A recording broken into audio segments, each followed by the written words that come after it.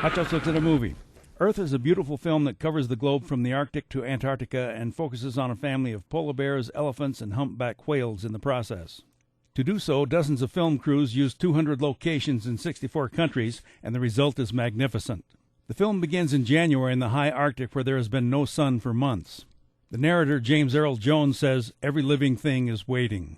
Then we see a mother polar bear and her two cubs come out of their den.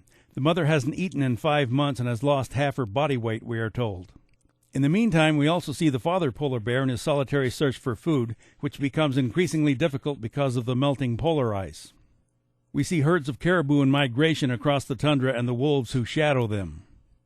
At this point, you might ask, how did they manage to film this? Stick around for the closing credits and you will see how those shots were made and some of the dangers that the film crews encountered.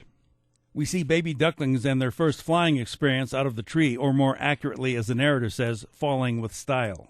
Then we are in the tropics where the sun shines 12 hours a day every day, and we see the birds of paradise in New Guinea. You can try to ignore the cheap jokes and comments from the narrator, but it's also hard to forget that he was also the voice of Darth Vader, remember? We travel to the dry season in the Kalahari Desert in southern Africa and pick up a mother elephant and her calf struggling to keep up with the herd on their search for water.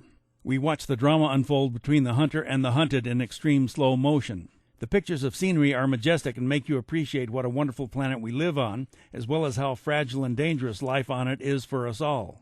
The final family we track is a mother humpback whale and her calf who have to travel 4,000 miles from their breeding ground to Antarctica in search of food.